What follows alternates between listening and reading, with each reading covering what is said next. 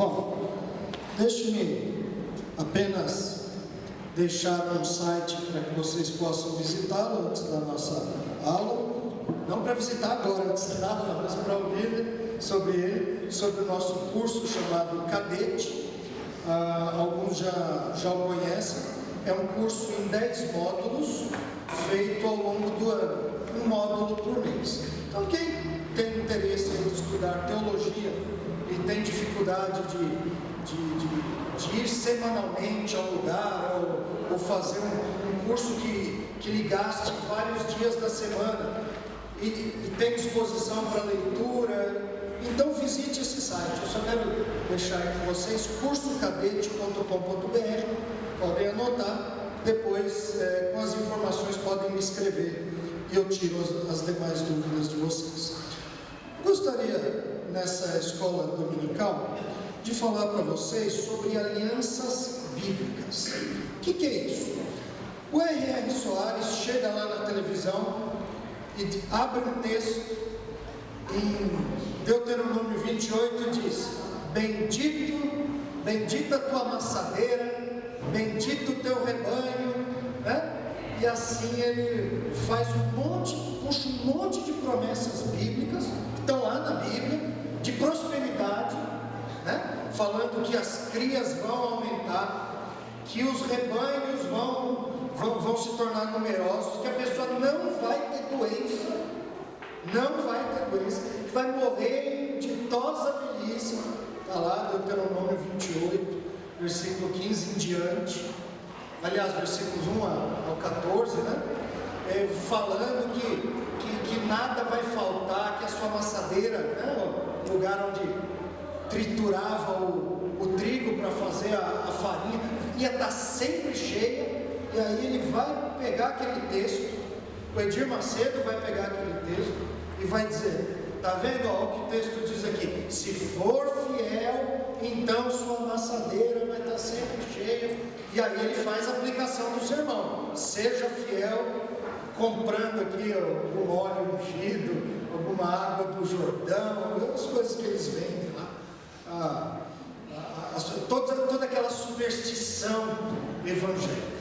E por que está cheio de gente que vai lá, ouve isso e realmente compra tudo aquilo? Bom, primeiro, porque Paulo falou que os homens movidos, né, pela sua coceira movida, iam procurar falsos mestres que falassem o que eles querem ouvir, não o que eles precisam ouvir, né? Não o que a Bíblia ensina-nos a ouvir. Mas o outro problema é porque parte da teologia depende, não só no Antigo Testamento, mas no Novo Testamento, da compreensão das alianças bíblicas. E o que são as alianças bíblicas? Esse é um tema que tem sido, que de tempos em tempos ele renasce, junto com acirrados debates, e no final as pessoas acabam não entendendo nada sobre o tema ainda. Alianças são acordos, são promessas que Deus fez no Antigo Testamento. Mas no Novo Testamento tem a nova aliança? Tem sim. Mas até a nova aliança foi prometida no Antigo Testamento. E alianças tais no qual Deus determinou o modo como Ele iria nos tratar. Algumas alianças Ele fez incondicionalmente e outras Ele fez condicionalmente. O que quer dizer incondicionalmente? Significa que Deus falou assim: eu vou agir de tal maneira. Bom, mas e se o homem... Não, Deus não falou nada do homem. Ele não impôs condições para isso. A condição é que Ele resolveu fazer tal. E tem outra aliança condicional, na qual Deus falou: se vocês agirem desse modo, então eu agirei assim com vocês. Mas se vocês agirem de outro modo, então a resposta será essa. A compreensão dessas alianças, em especial aquelas que têm a ver já com a redenção do homem, não adianta muito a gente falar sobre a aliança que Deus fez com Noé. Noé, vou fazer uma aliança com você, vou colocar um arco aí como símbolo dessa aliança, e nessa aliança que é incondicional, eu me comprometo a não acabar mais com a humanidade com o dilúvio. É uma aliança incondicional de Deus. mas não tem muito, não nos ajuda muito na história da redenção. Então nós vamos focalizar aquelas que vêm de Abraão para frente, compreendendo aí quatro alianças que acabam dirigindo a teologia do Antigo e até do Novo Testamento. A aliança abraâmica, a aliança mosaica, ela é dividida em duas partes: a aliança sinaítica, aquela que Deus fez com Israel lá no Sinai, e a aliança palestiniana, que é um complemento dela, quando Deus, já na próxima geração dos israelitas, depois que a primeira geração morreu no deserto, o Senhor refez aquele pacto e adicionou novas explicações, novas normas, para que o povo pudesse viver aquela aliança na terra da promessa. E depois, mais para frente, Deus fez uma aliança com Davi, que nós chamamos de aliança davídica, e por fim Deus prometeu uma nova aliança para o futuro, termo que o profeta Jeremias fala, mas que é tratado também de um modo bastante singular pelo profeta Ezequiel. Então vamos olhar o que a Bíblia fala sobre essas alianças. Nós temos um esquema gráfico aí que pode nos guiar, tá bom? Em primeiro lugar, nós vamos falar sobre a aliança abraâmica. O que significa aliança abraâmica? A aliança que Deus fez com Abraão, e depois ele acabou repetindo ela para Isaac, e depois repetindo ela para Jacó. O que ela prometia? Abra sua Bíblia aí em Gênesis capítulo 12. Gênesis capítulo 12, versículos 1 a 3. Deus disse assim: Ora, disse o Senhor a Abraão: sai da tua terra, da tua parentela e da casa do teu pai, e vai para a terra que te mostrarei. De ti farei uma grande nação, te abençoarei, engrandecerei o teu nome, se tu uma bênção, abençoarei os que te abençoarem, e amaldiçoarei os que te amaldiçoarem. Em ti serão benditas todas as famílias da terra. Deus pega um homem que adorava outros deuses, né? Josué capítulo 24, versículo 2, fala que a família de Abraão adorava, da além do Eufrates, outros deuses. Então ele não era crente quando Deus o chamou, mas Deus usa da sua graça, o chama. Esse chamado é o que é a causa depois da conversão de Abraão, e Deus lhe faz uma promessa: sai da tua terra e vai para uma outra terra que eu vou te dar, e lá eu vou fazer de você uma grande nação. Capítulo 13 ele vai falar sobre isso. Eu vou fazer de você um grande povo, eu vou te dar uma terra, vou abençoar o seu nome vai ser grande, e por meio de você, da sua família, da sua semente, famílias de todas as nações serão abençoadas. Agora, ele falou isso para um senhor de 75 anos, prometeu a ele ser pai de uma grande nação, sendo que com 75 anos ele não tinha um filho sequer, né? Ele e sua esposa, numa família pequena. Todas as gerações, nos 11 primeiros capítulos da Bíblia, narram descendências enormes. Vem lá a descendência, as gerações de Adão, e fala dos filhos dele. Ele teve filhos e filhas. Depois fala de outro, e ele teve um monte de filhos, e teve mais um monte de filhas. E todas essas gerações numerosas, férteis. Aí chega no final do capítulo 11 de Gênesis, vem as gerações de Terá. Ele teve 3 filhos, um morreu. O outro teve lá um filho que era Ló, e o outro não teve nenhum filho. Era Abraão, né? Não teve nenhum filho. Naor teve um filho lá, teve Ló. O outro filho, Arã, morreu. Parece que não deixou muita gente para trás. Essa era a família, essa era a enorme família de Abraão. Um povo adorador de outros deuses, prestes a ver sua família minguar. O Senhor chama ele. E nisso ele diz o seguinte: o seu nome vai ser engrandecido. A pergunta é: o que o nome de Abraão tem de tão engrandecido assim? O que Abraão fez para ele ser tão grande desse modo? O que mais? Deus prometeu para ele uma semente numerosa. Isso depois a gente vê. Ele tem um filho, né? Isaac, ele tem outro, Ismael também, mas não é aquele, o filho da promessa, ele tem Isaac. Isaac depois, por sua vez, também tem problema de infertilidade na sua casa, e quando ele tem 60 anos, nasce a ele 2 filhos, e um deles vai ser o herdeiro da promessa. Esse herdeiro da promessa, então, Jacó, esse aí, vai ter mais filhos, ele tem lá os filhos que vão formar as 12 tribos de Israel.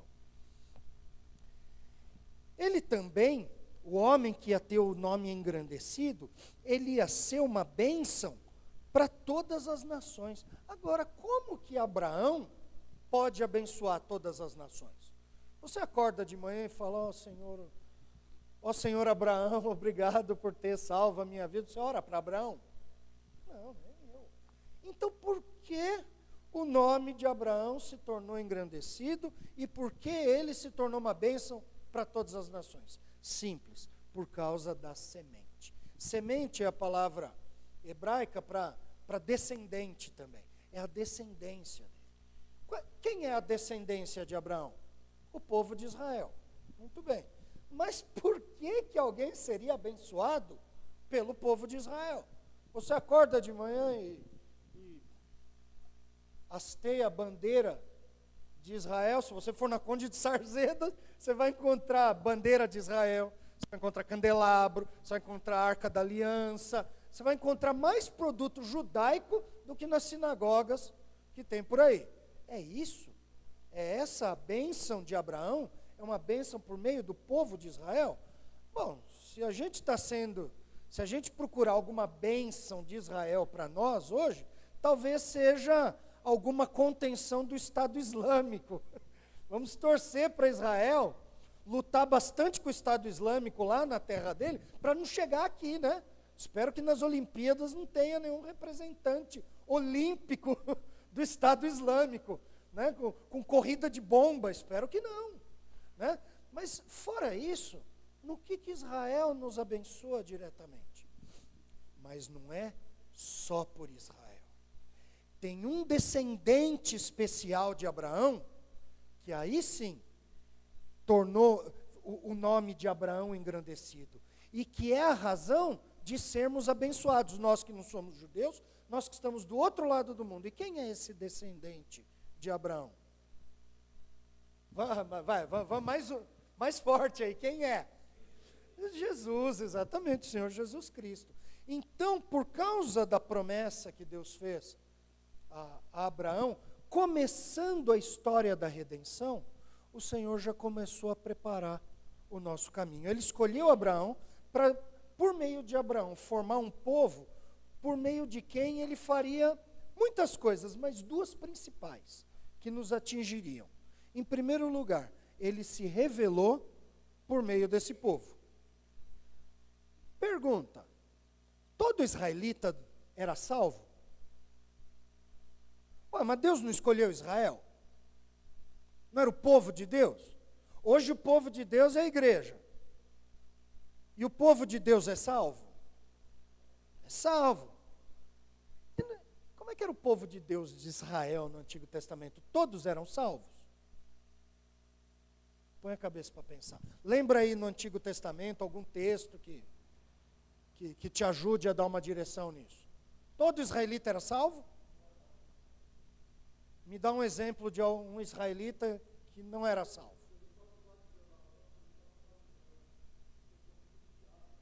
Opa, exatamente, está falando de israelitas, né? Exatamente. E a gente vê no Antigo Testamento homens incrédulos, homens ímpios, homens infiéis. Quer ver? Basta ver a diferença entre o rei Saul e o rei Davi. Os dois faziam parte do povo escolhido de Deus. Os dois foram ungidos reis de Israel. Um tinha a vida de um homem incrédulo, foi rejeitado pelo Senhor, apesar de ter sido escolhido para ocupar o trono. O outro era o homem que Deus falou, esse é o homem segundo o meu coração. E a gente percebe na vida dele, apesar de ser um homem pecador, um homem falho, um homem que cometeu pecados terríveis, até na lida com o pecado a gente percebe que ele tinha outro tipo de relacionamento com Deus. Então, o que significa o Senhor escolher Abraão para formar dele um povo seu? Significa que esse povo vai ter cada membro salvo pela fé? Não. Isso significa que Deus escolheu o povo de Israel como um instrumento. A isso a gente chama eleição instrumental. E eu estou falando disso porque eu falei que a primeira ferramenta desse instrumento, o primeiro uso desse instrumento, foi Deus se revelar aos homens por meio de Israel. De onde vieram os profetas? De que povo? De Israel. Qual foi o povo que Deus tirou do Egito, trabalhou com eles, fez uma aliança, deu escritura, mandou profeta, prometeu redenção? Quem foi? Israel. Com que povo Deus agiu de maneira poderosa, mostrando quem Ele é? Qual foi o povo para quem Deus abriu o mar? E agora a gente fica sabendo que Deus é poderoso até para abrir o mar. Né? Qual foi esse povo? Israel. Mas essa não é a única função da eleição instrumental de Israel.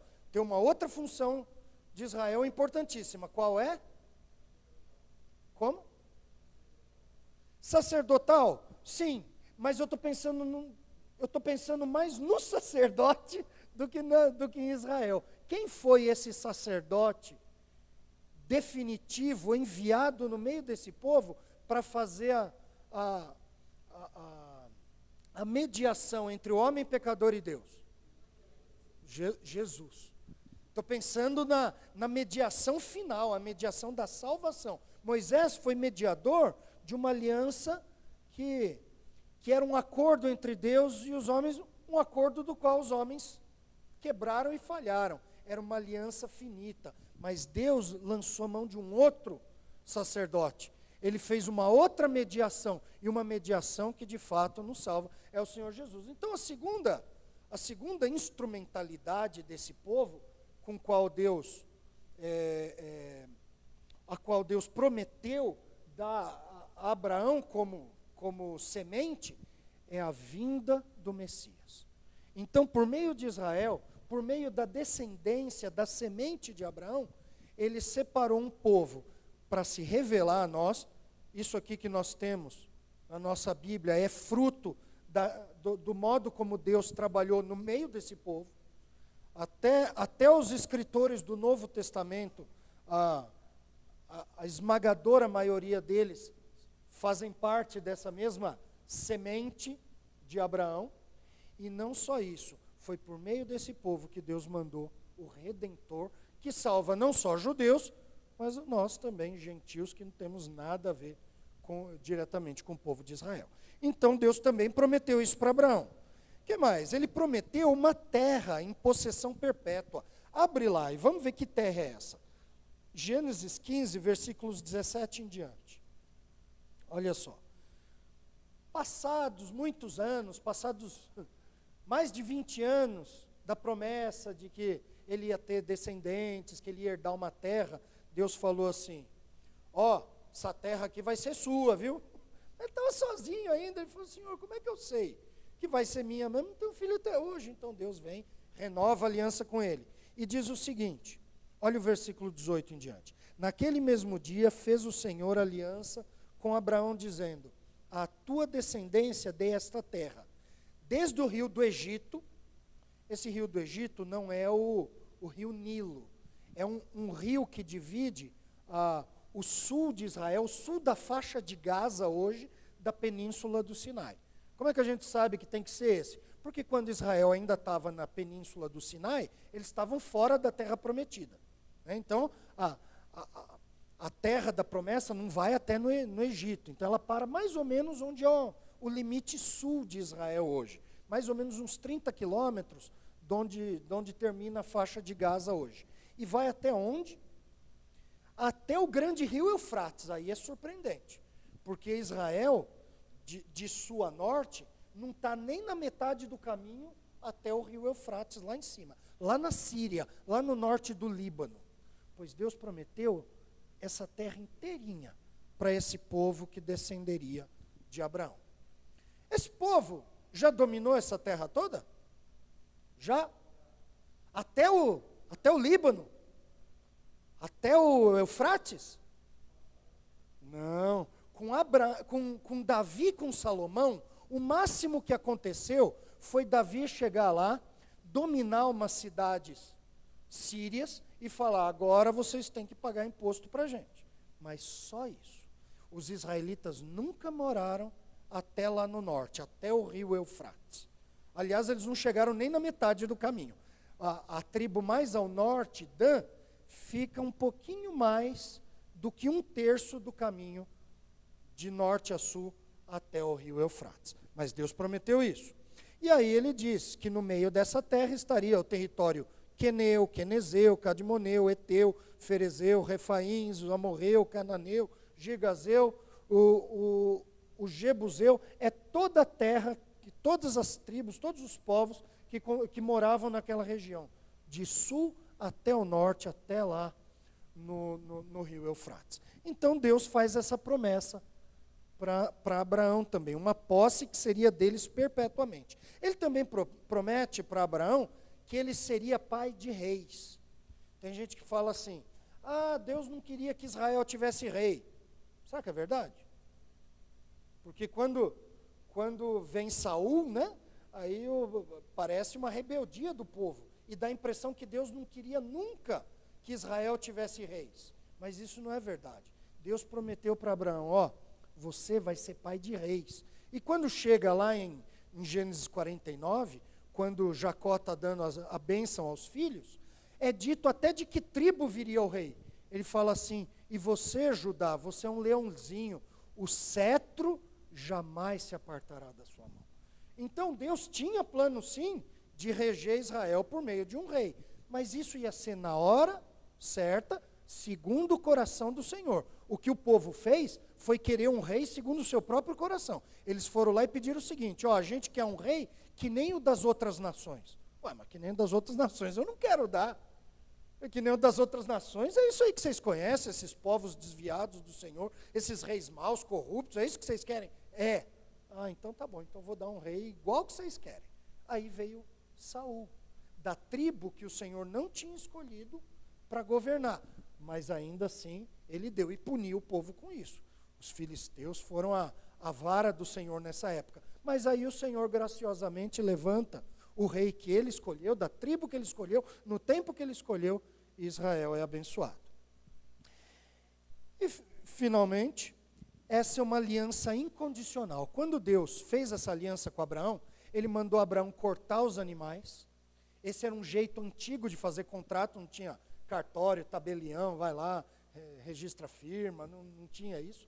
Então, como é que as pessoas faziam? Elas eram muito supersticiosas, elas pegavam animais, cortavam no meio, punham um pedaço de cada lado, passavam no meio deles, os dois contratantes, né? E era mais ou menos assim, nós estamos passando no meio desse bicho cortado aqui. Qualquer um de nós dois que quebrar o nosso acordo, que aconteça conosco o que aconteceu com esse animal. Então era um contrato de uma autorrogação de praga, né? Que um raio caia em mim se eu quebrar a minha palavra. E as nações pagãs faziam isso, e faziam pensando que os falsos deuses eram justamente os validadores disso. Mas esse povo tinha um Deus de verdade, né? Então mas Deus precisava fazer isso? Precisava fazer um contrato? Não precisava. Foi no momento que Abraão está lá, Senhor, como é que eu sei que isso, né, vai acontecer mesmo? Já estou esperando, tem 25 anos quase. Então Deus faz um contratinho com ele, para fortalecer a fé dele. E quando Deus faz isso, enquanto Abraão está dormindo, cansado, quase morto, de cortar aqueles bichos e tocar os urubu, Deus passa sozinho no meio daqueles animais, né, na aparência de uma tocha fumegante, dizendo, eu estou me comprometendo, eu vou fazer isso. Mas e se Abraão? Não, Abraão não tem nada a ver com isso. Tá? Eu vou fazer isso, Abraão. Eu estou prometendo, eu já prometi antes, estou só fazendo isso aqui para você entender melhor.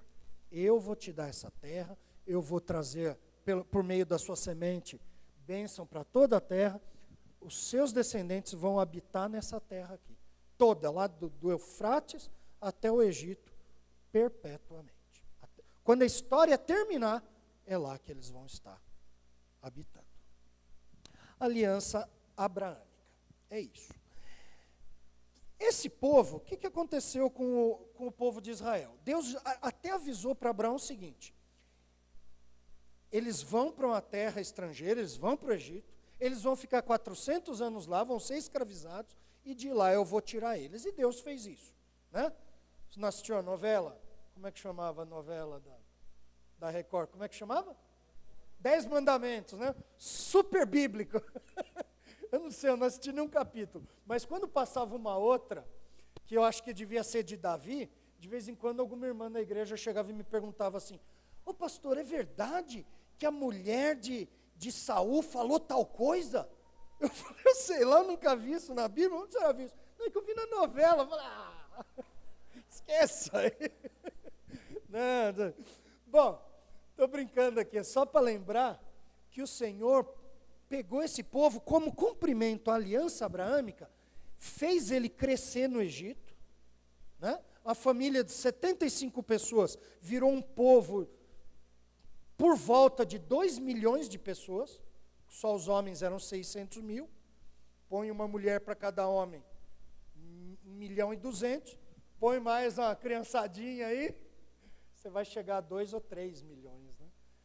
Sabe-se lá quanto que eles contavam a criança, quando que começava a contar o homem, né? Se começa a contar numa idade mais alta, o número cresce mais. Se começa a contar quando é mais menino, o número fica mais reduzido. Mas já era um povo enorme, que ia virar agora uma nação. É um povo, é uma família grande. Uma nação é essa família morando num lugar, tendo uma lei, sendo regido por líderes. E esse povo que Deus tirou do Egito, ele fez uma aliança com eles. Ele chamou Moisés, mandou Moisés subir no monte. Primeiro ele falou, né, o povo queria falar com Deus. Deus falou, o povo ficou apavorado, muito obrigado. Falou, não, Moisés, não, ele não precisa falar com a gente, não, vai lá, fala com ele, depois você conta para a gente. E Moisés serviu de intermediário. E o Senhor fez um acordo com eles. Esse acordo não anulava em nada a aliança abraâmica, tá certo? As alianças incondicionais não são substituídas, porque elas não têm condições, e elas são perpétuas. Mas com esse povo, dentro da aliança abraâmica, Deus fez um outro acordo com eles, um acordo especial. Se a aliança abraâmica prometia uma terra, nessa aliança especial com esse povo, Deus prometeu bênçãos para eles dentro dessa terra. Então o que ele prometeu?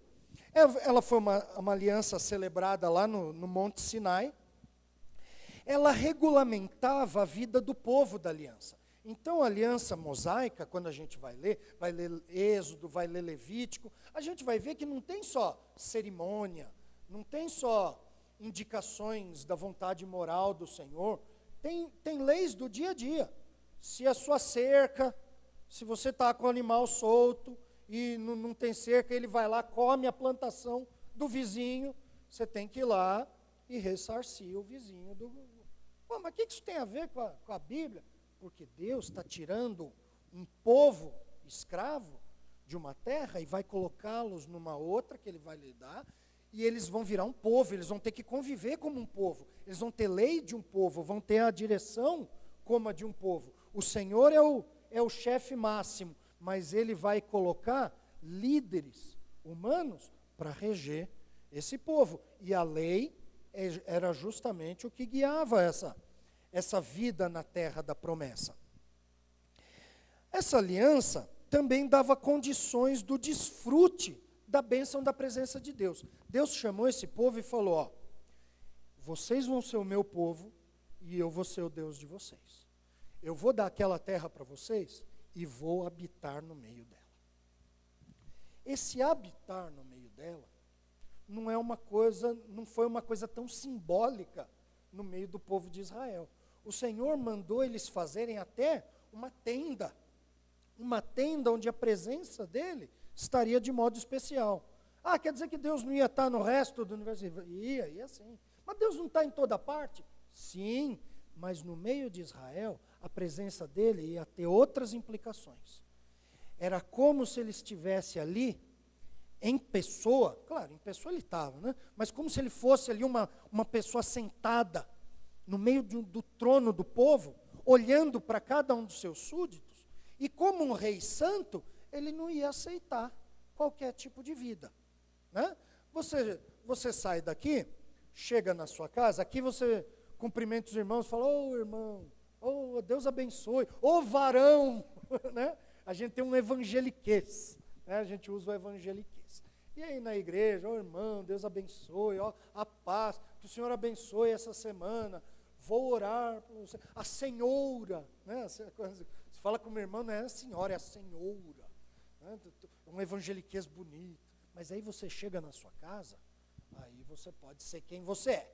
Aqui ninguém tem nada a ver comigo. Mas com Israel não funcionava assim. Com Israel, Deus habitando no meio do povo, isso queria dizer que ele estava com o povo quando eles estavam celebrando lá no tabernáculo, mas quando eles estavam na casa deles também. E assim como você, né, como se, por exemplo, seu pastor fosse almoçar na sua casa e visse você falar um palavrão, já pensou? O que ele ia fazer? Ele não ia falar nada. Não, ele ia falar. Ele ia falar, irmão, que isso é pecado. Aí você ia dizer o que para ele? Eu estou na minha casa? Ele dizer o seguinte, ainda que você esteja na sua casa, eu sou o seu pastor. Eu sou o seu pastor e os limites do ministério não prevêem muros, não prevêem portas, porque Deus também não se limita a essas portas. Então, o que é pecado na igreja, é pecado aqui também. Você acaba de pecar. O pastor não aceitaria algo assim. Se aceitasse, estaria errado. Imagina quando esse pastor é Deus morando dentro da casa. Aí quem está na sua mesa é Deus na ponta. Aí a casa muda o jeito de viver, né? A casa muda. E era isso que ia acontecer com Israel. Então Deus, por meio dessa aliança, ele previu bênçãos. Bênçãos advindas da sua presença. Ele habitando no meio do povo, o que ele ia fazer? Ele ia dar prosperidade para eles. A teologia da prosperidade não existe. Para Israel existia. Só para Israel. Israel tinha promessa de prosperidade mesmo. Essas que eu falei, que o R.R. Soares pega, que o Edir Macedo, o Valdemiro falam, essas eram promessas de prosperidade para Israel, só que atreladas à obediência. Então, se eles obedecessem à aliança, Deus daria todas aquelas bênçãos para eles. Mas, se eles não obedecessem, tinha assim uma lista de bênçãos pela obediência. Por exemplo, Deuteronômio 28, de 1 até o 14. Só que aí tem uma lista de maldições, de castigos pela desobediência, que começa no 15 e vai até os 60.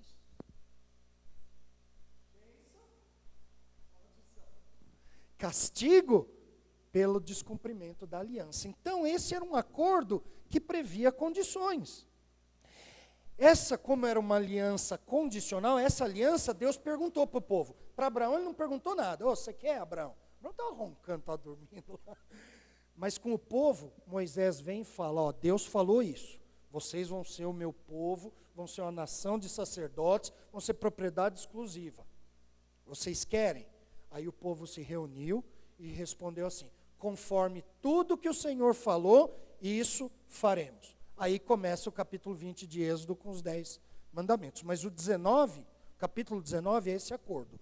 Deus propondo uma aliança e o povo aceitando, fechando o acordo com ele. Um acordo de partes. Se você fizer assim, tem bênção. Se fizer do outro jeito, tem castigo. Quer? Quero. Nós vamos fazer o que o Senhor mandou. Negócio fechado. E aí o Senhor dá a lei. Como era uma aliança condicionada a essas normas, a cada 7 anos ela tinha que ser lida publicamente e o povo de novo tinha que dizer, não, nós vamos fazer, é isso mesmo. Temos que que obedecer o Senhor se queremos ser abençoados nessa terra. Sendo assim, era uma aliança condicional. Opa, puxei para trás aqui, né? Bom, estava escrito, é uma aliança condicional no final. Passados os 40 anos, lembra que esse povo que fez essa aliança, chegaram na porta da terra prometida, né? Na alça de acesso, a hora que saía da BR, assim, depois do posto Shell, chegaram ali em Cádiz Barneia, saída assim, escrito, em 1 quilômetro, terra da promessa. Eles mandaram espias, pararam ali na área de descanso, né, no posto de gasolina, foram lá, tomaram um café. Enquanto isso, os espias voltaram, falaram, a terra é maravilhosa, mas não tem como invadir. As muralhas são enormes e tem mais, os caras têm gigantes. Não, a terra é ótima, olha o cachinho de uva aí, 2 trazendo numa vara. 200 quilos de um cacho de uva. Fala, é isso aí que tem lá, mas só que se o cacho de uva é esse, imagina a boca do cara que come isso, é um gigante enorme lá. Nós vamos virar escravos, nossos filhos, lascou tudo. Aí o povo falou, não, então nós vamos embora. Por que a gente não morreu no deserto? Quem dera a gente voltar para o Egito. Deus falou, como é que é? Não era uma aliança condicional? Peraí, então entendi. Vocês querem voltar pela estrada que vai para o Egito e morrer no deserto? Tá certo. Foi isso que Deus fez para eles. Agora vocês vão voltar pela estrada que vai rumo do Egito. E é no deserto que vocês vão morrer. E os filhos de vocês, que vocês falaram que iam ser escravos, eles vão herdar aquela terra. Morrida aquela geração, que tinha de 20 anos acima, naquela rebeldia de Números capítulo 14, com exceção de Josué e Caleb, né, que foram os 2 espias fiéis, a próxima nação, a nação de filhos, que não veio mais para Israel pelo sul, mas deu a volta pelo leste, chegando do outro lado do rio Jordão, como quem olha para Jericó, ouviu de Deus outra palavra. Já era uma geração cujos pais ouviram as alianças, os pais passaram no meio do mar, os pais viram direito as pragas do Egito. Então esse povo precisava de novo ser direcionado. E aí vem o livro de Deuteronômio. Moisés repete a lei e explica melhor como ela vai ser aplicada na terra da promessa. Ela foi celebrada ali no território de Moabe. O que aconteceu agora? Eu de vez em quando fico apanhando aqui, pronto. Em Moabe, ela aplicava a aliança mosaica, essa aqui é a aliança palestiniana, ela faz parte da aliança mosaica. Está vendo como ela está dentro da aliança mosaica?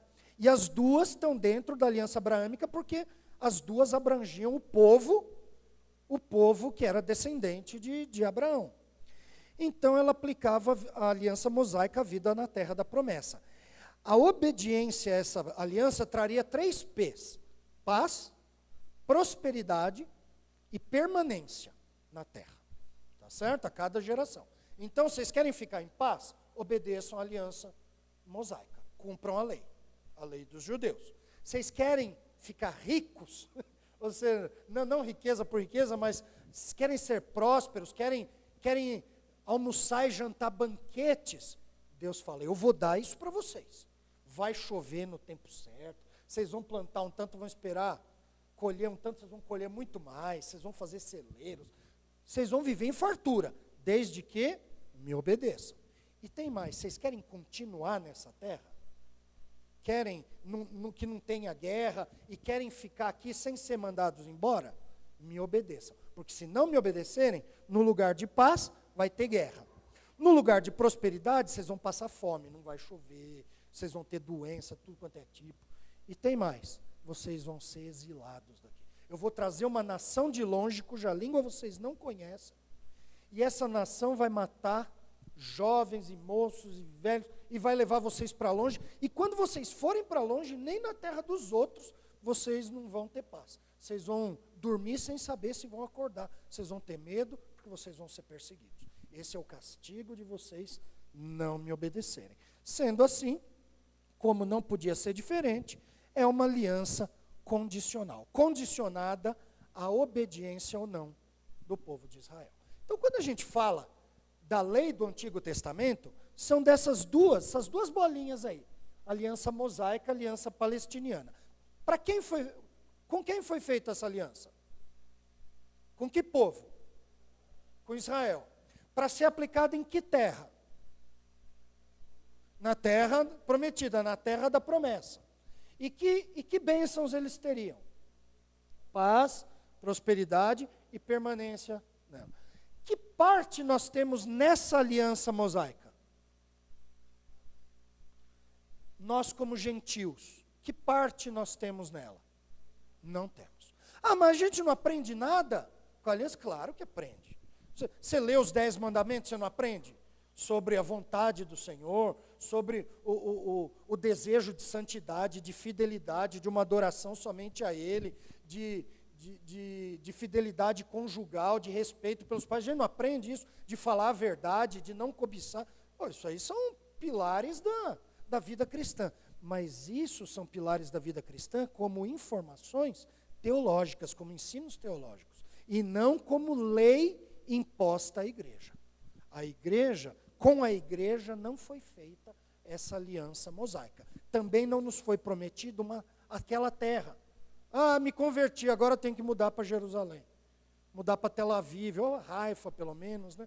Ih, mas eu não sei falar hebraico, e agora? Ah, não, se vira, tá, você se converteu, tem que morar lá. Não, a igreja aprende quem é o Senhor, aprende com o Senhor que se revelou a esse povo, mas ela não está sob essa lei. E o Novo Testamento está cheio de ensino como esse. Por exemplo, quando a igreja, as igrejas da Galácia queriam guardar o sábado, Paulo fala, vocês estão guardando dias e anos, tempos e meses, receio que eu trabalhei em vão com vocês, perdi meu tempo. Vocês creram, começaram pelo Espírito, pela fé, agora estão querendo guardar a lei. Né? Aos Colossenses ele fala assim, ninguém vos julgue por comida ou bebida, ou guarda de dia de festa, sábado, lua nova, porque essas coisas eram sombras do que haveriam de vir, mas a realidade é Cristo. Então, chega no Novo Testamento a lei, até a lei moral, os 10 mandamentos é chamado de ministério da morte. Em 2 Coríntios 3, Paulo fala assim, o ministério da morte, gravado com letras em pedra. Qual foi a lei que foi gravada em pedra? Foi os 10 mandamentos, né? Assumiu uma glória que fez o rosto de Moisés ficar brilhando vários dias. Quanto mais o ministério do Espírito pelo qual agora a gente anda. Ainda assim, a gente aprende demais disso. Aí não para por aí.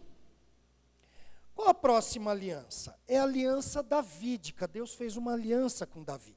Agora, eu não entendi. Por que ela está ali? Será que é porque não tinha lugar no slide? Ela ficou um pouquinho... Tudo bem, ficar em cima da aliança abraâmica, vá lá, né?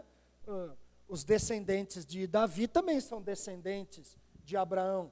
Os reis davídicos reinam sobre o território da terra prometida a Abraão. Mas o que ele tem a ver com aquela pontinha de estar em cima da aliança mosaica? Então, abra em 2 Samuel, capítulo 7. Numa bela tarde, depois de Davi ter conquistado Jerusalém, ter feito seu palácio lá, está morando bonitinho, pagando condomínio, água, luz, esgoto, taxa de prefeitura, IPTU, tudo certinho.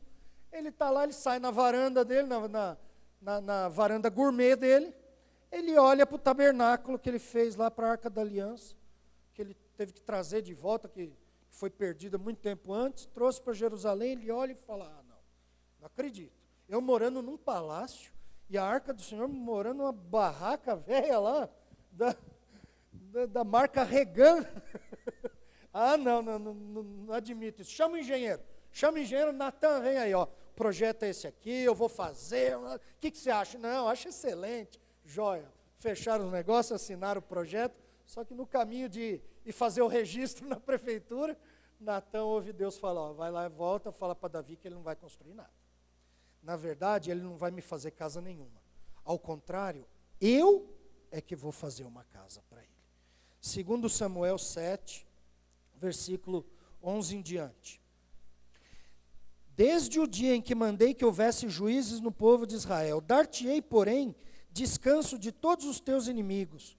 Também o Senhor te faz saber que o Senhor te fará casa, Quando os teus dias se cumprirem e descansares com os teus pais, então farei levantar depois de ti o teu descendente, que procederá de ti, é Salomão, né? E estabelecerei o seu reino. Este edificará uma casa ao meu nome, e eu estabelecerei para sempre o trono do teu reino. Então, Deus fala assim, ó, você não vai me fazer casa nenhuma. Eu vou te fazer uma casa. Mas, Senhor, eu já tenho uma casa aqui. Não, mas não é essa casa. Eu vou te fazer uma dinastia, uma casa real, uma casa de reis. Saul morreu e o filho dele não assumiu o trono. Mas o seu filho vai assumir o trono. E o filho dele, e o filho dele. Eu vou fazer com que os seus descendentes sejam reis para sempre em Israel. Eu não vou trocar de família. Não vou trocar de dinastia. São seus filhos que vão reinar aqui até o final da história. Então, quanto a casa, o templo que você quer fazer, é legal. Seu filho faz. Mas eu não quero que você faça nada para mim. Porque é uma promessa que só eu quero fazer. Ela não tem condição. Você não vai pagar por ela. Não, mas deixa eu fazer um pouquinho, não vai fazer nada. É só minha graça que vai fazer. Você só vai receber. Quer fazer alguma coisa? Receba aí essa promessa. E eu vou te fazer uma casa. Versículo 14. E eu lhe serei por pai, e ele me será por filho. Mas olha agora. Se vier a transgredir, castigá-lo-ei com vara de homens, e com açoites de filhos de homens. Ah, então agora eu entendi porque que aquele pedacinho da aliança davídica está em cima da aliança mosaica. Quer dizer que mesmo os reis davídicos eram judeus que estavam sob a aliança mosaica, que previa bênção pela obediência e punição pela desobediência. Isso ia valer para o rei. Então, se os seus descendentes forem maus reis, forem maus servos, eu vou castigá-los com varas de homens. Aí vai lá na aliança mosaica e tinha lá um monte de castigo previsto. Mas Davi, a aliança que eu fiz com você, ainda que eu castigue eles com vara de homens, eu não vou desfazer essa aliança que eu fiz com você. Versículo 15, mas a minha misericórdia não se apartará dele, como a retirei de Saul, a quem tirei de diante de ti. Porém, a tua casa e o teu reino serão firmados para sempre diante de ti. O teu trono será estabelecido para sempre. Opa, aí a gente vê quando Israel se dividiu em dois reinos, o reino do norte, um matando o outro, e aí sai uma casa, entra outra, mas nos descendentes de Davi não. É sempre a família dele, mesmo com bons e com maus reis. O problema é que quando chega no ano 586, Nabucodonosor manda arrebentar Jerusalém, arrebentar o templo, mata o rei e pronto. E leva o povo de Israel. E aí não tem mais rei. Não tem rei nenhum em Israel. Quase 70 anos depois, o povo volta. Volta um descendente da casa, um herdeiro do trono, mas ele não se torna rei. É Zorobabel. Ele era descendente de um dos filhos de Josias, que foi levado cativo para a Babilônia. Mas ele não é feito rei, ele é feito governador. E o tempo passa, vai tendo governadores.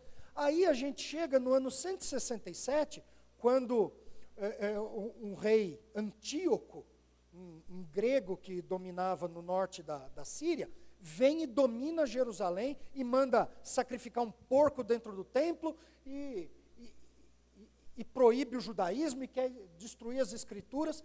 Levanta-se os 5 irmãos de uma família, filhos de um homem, um levita chamado Matatias, são os macabeus. Eles se levantam, impõem uma guerra a esse inimigo, vencem ele e se libertam do jugo grego. Um desses descendentes acaba se fazendo rei e volta a ter reis, mas não é um rei da casa de Davi, é um rei da casa de Levi, e que dura só até o tempo de Herodes o Grande, que toma o reinado dessa casa, né, dos descendentes desses levitas, e ele, que nem judeu não era um edomita, um descendente de Esaú, convertido ao judaísmo, se torna rei em Israel. Ele morre 10 anos depois, nem isso não tem mais. Os romanos dominam e não tem mais rei em Israel. E até hoje não tem rei. Tem lá um parlamento, tem um primeiro-ministro. Como é que fica essa promessa? Está valendo ou não está? Tem rei da casa de Davi ou não tem? Quem é? Jesus. Então, ainda que não tenha chegado o tempo de ele vir e assumir esse trono, esse reino, isso foi prometido antes dele nascer. O anjo disse para Maria, ó, o Senhor o fará grande e lhe dará o trono de Davi, seu pai. Então esse trono que está vago aí agora, que está sem descendente de Davi, desde 586 a.C., por causa do pecado deles, porque a punição com vara de homens está pegando firme aí, por causa disso, e não está tendo, por causa daquele relacionamento com a aliança mosaica, o trono está vazio. Mas esse menino que vai nascer, Deus um dia vai dar o trono de Davi. Ah, mas ele vai reinar no céu. Não, ele sempre reinou no céu. Sempre, ele reina agora, reinava no passado. Ele criou o universo. Ele já era o reino do universo no momento em que ele o criou. Não precisa promessa para isso. A promessa é para ele reinar no trono de Davi, cumprindo essa aliança davídica. Reinar em Jerusalém, sobre o povo da promessa feita a Abraão. Essa é a aliança davídica. Então, no que ela consiste? Ela foi celebrada em Sião. Sião é Jerusalém, era um monte ali nas proximidades. Ela foi iniciada e garantida unilateralmente por Deus. Deus falou, você não vai me fazer nada, só eu vou fazer. Eu não vou impor condição nenhuma, só estou falando que eu vou fazer. É uma promessa de uma dinastia contínua e de um herdeiro eterno. Promessa de um trono eterno. Uma promessa de disciplina temporal, de acordo com a aliança palestiniana, e é por isso que não tem rei hoje lá, porque Israel ainda está sendo punido pela sua incredulidade. E assim sendo, essa é uma aliança incondicional. Deus ia levantar um rei descendente de Davi, que ia reinar naquele trono perpetuamente, até o fim da história. Naquela mesma terra que Deus prometeu para aquele povo, que lhe pertenceria perpetuamente até o fim da história. E aí, falta uma aliança só. Qual é a próxima? A nova aliança. Ah, mas a nova aliança é no Novo Testamento. Então, abra Jeremias 31, 31. Israel estava vivendo seus piores dias. Deus falou para Jeremias, Jeremias, nem ora mais para esse povo, porque agora eu não vou mais perdoar. Agora essa geração vai para o brejo mesmo. Eu vou restaurar depois, mas esses aqui o negócio eu vou fechar a conta deles já. Então, Deus diz assim, junto com as promessas de castigo dos profetas, sempre vinha a promessa de restauração futura. No meio disso, Deus diz por meio de Jeremias o seguinte, eis vem aí dias, Jeremias 31, 31, em que firmarei nova aliança com a casa de Israel e com a casa de Judá. Ué, mas não é com a igreja? Ué, mas, peraí, o que ele disse aqui? Com a casa de Israel e com a casa de Judá? E nessa aliança, o que ele promete então para a casa de Israel e para a casa de Judá? Ele diz que essa aliança não vai ser conforme a aliança que fiz com seus pais no dia em que os tomei pela mão para os tirar do Egito, porquanto eles anularam a minha aliança, não obstante eu os haver desposado, diz o Senhor. Ou seja, não vai ser que nem aquela aliança que eu fiz com seus pais. Que aliança ele está falando? Da mosaica, quando ele pegou eles pelas mãos e tirou do Egito. Aí ele fez aquelas promessas condicionais. Ele fala, a próxima aliança que eu vou fazer com Israel não vai ser assim. Não vai ser condicionada, não vai ter bênção, maldição. Eu vou fazer uma aliança diferente. Sabe como que ela vai ser? 33. Porque esta é a aliança que firmarei com a casa de Israel, depois daqueles dias, diz o Senhor. Na mente lhes imprimirei as minhas leis, também no coração lhes inscreverei. Eu serei o seu Deus e eles serão o meu povo. Não ensinará jamais cada um ao seu próximo, nem cada um ao seu irmão, dizendo, conhece ao Senhor, porque todos me conhecerão, desde o menor até o maior, diz o Senhor, pois perdoarei as suas iniquidades e dos seus pecados jamais me lembrarei. O que é essa promessa? O que ele está prometendo para os israelitas? Prosperidade se eles obedecerem? Está prometendo o quê? Perdão. Está prometendo escrever a lei no coração. O que é isso, escrever lei no coração? A conversão. Ele está dizendo, eu vou converter vocês. Agora, eu fiz um acordo nacional com vocês. Não eram todos crentes, né? Alguns criam, a maioria era um povo de dura serviço. Ainda assim, eu fiz lá um acordo, se vocês seguirem o acordinho, eu abençoo vocês. Mas agora o próximo acordo não vai ser como esse. Na verdade, eu vou purificar vocês dos seus pecados. Eu vou trazer vocês de volta para a sua terra, vou converter vocês, e não vai precisar um evangelizar o outro. Ninguém vai precisar dizer para o outro, vem e conheça o Senhor, porque todos conhecerão. Eu vou converter o povo de Israel depois daqueles dias. Que dias?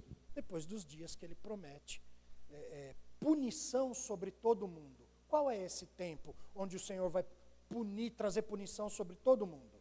Como é que a gente chama esses anos? Tribulação.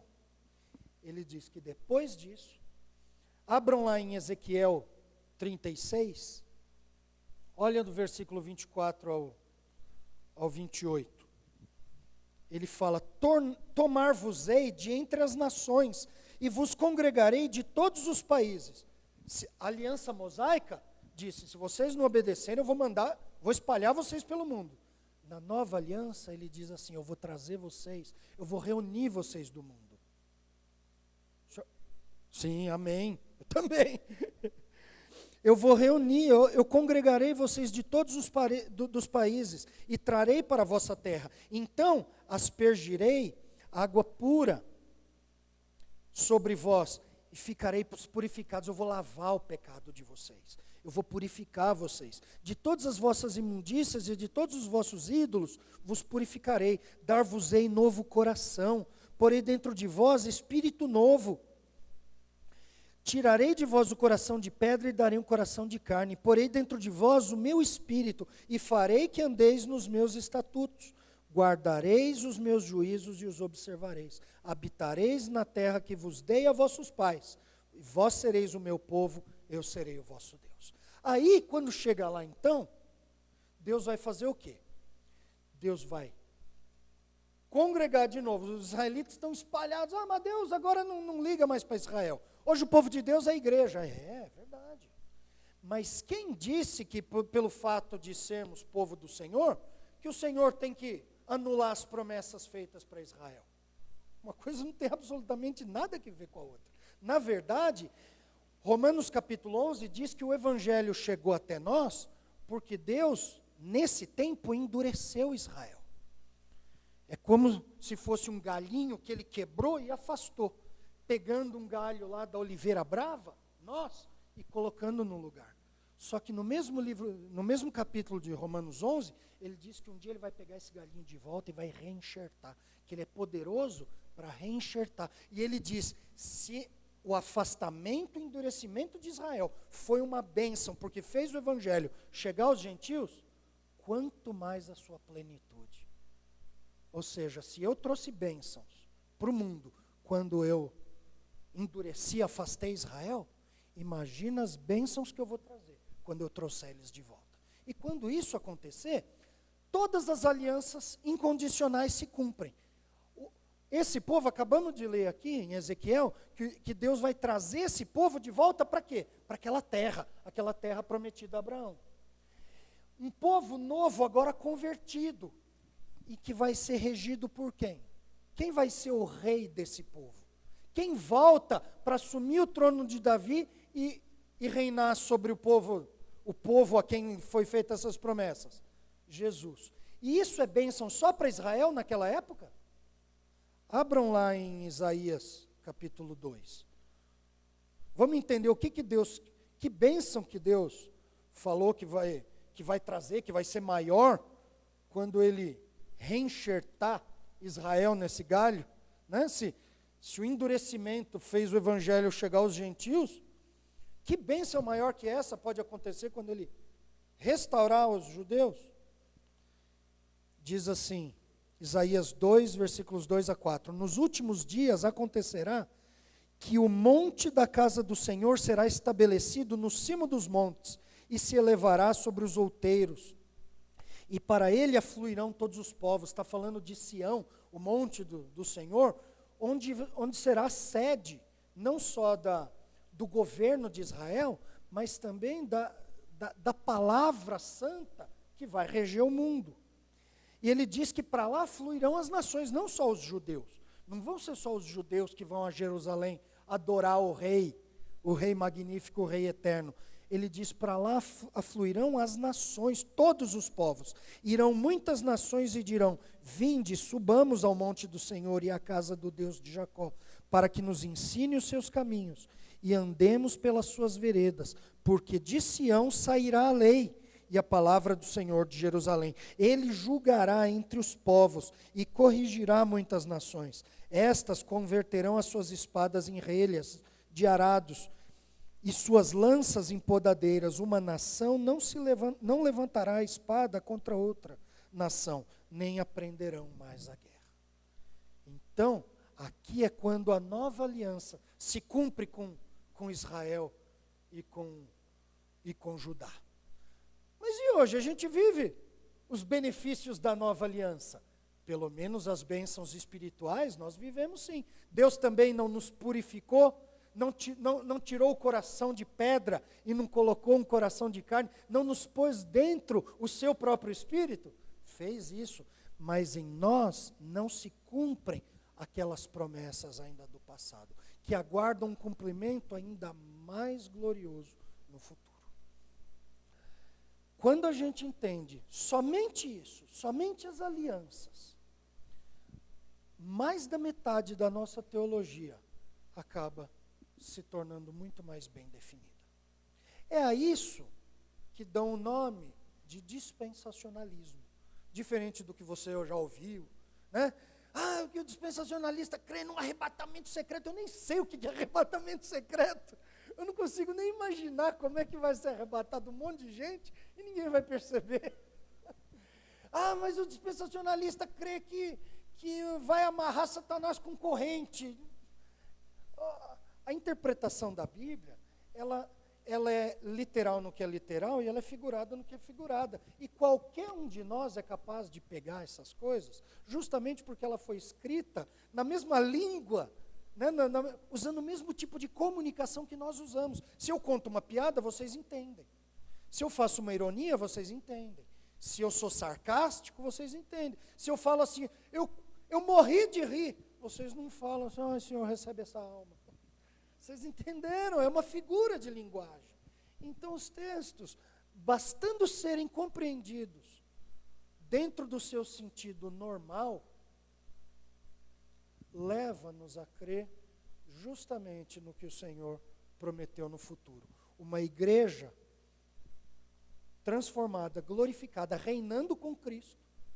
Não sabemos qual vai ser o nosso papel nesse reinado, enquanto o Senhor, tendo reunido o povo de Israel do mundo, cumprindo todas as alianças do passado, porque não é um Deus infiel. Não é um Deus que fala, você não fez sua parte, então eu também não faço a minha. Não, a Bíblia diz, se somos infiéis, ele permanece fiel, porque não pode negar-se a si mesmo. E aí, por meio de Israel, mais uma vez, como instrumento, o mundo todo vai ser regido pelo Senhor, naquilo que nós chamamos de reino milenar. Durante 1000 anos, Cristo vai reinar aqui em pessoa. E incrivelmente, quando Satanás é solto no final desses 1000 anos, ele ainda vai conseguir reunir um exército para lutar contra o Cordeiro. Talvez como a última prova de Deus, de que o diabo não é o culpado por todos os nossos pecados, que mesmo ele, preso, sem poder enganar as nações, mesmo o Senhor Jesus, reinando em pessoa, sendo visto, o Deus homem, reinando como homem, mas reinando também como Deus, com justiça, com equidade, com influência mundial, ainda vai ter aqueles que vão dizer, este não é o meu Deus. E assim nós somos salvos pela graça e pela fé, agora e no futuro. E devemos orar para Deus sempre nos manter debaixo da sua graça, sempre nos proteger de todo mal. E ser o nosso rei agora, como ele vai ser no futuro. Nós aguardamos esse reinado futuro, mas já somos cidadãos da pátria celeste. O Senhor já dita as normas do nosso reino. E devemos com todas as forças lutar para expandir o que agora é o reino de Deus. Que agora não é um reino político ainda. Agora a gente ainda tem que votar nos políticos que dão aí para a gente. Tem ano que dá vontade de chorar. Tem ano que dá vontade de falar assim, quanto que é a multa para justificar, porque eu não quero nem olhar a urna lá, de tanta raiva que eu tenho desses corruptos aí, que toda vez são os mesmos. O que é isso? Como é que chama? Mosca azul. Já pensou?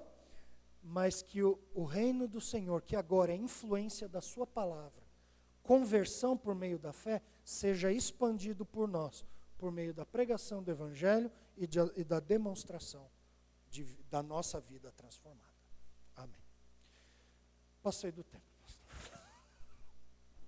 Alguém tem alguma dúvida? Querem fazer perguntas? Eu sei que o assunto é bem extenso e bem complicado.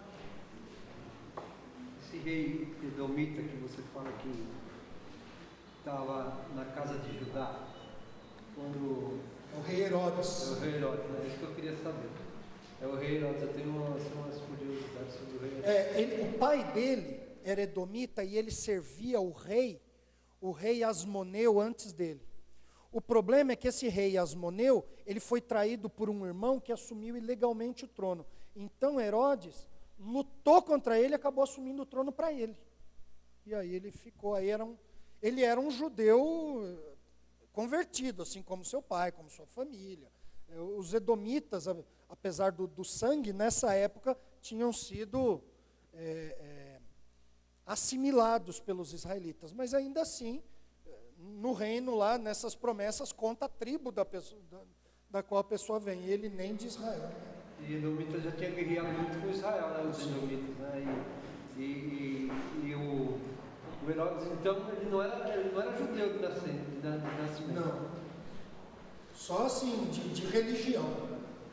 O pastor, e aquelas pessoas que não professaram Jesus, têm congregado com quem é profeta, eles vão ser salvos também?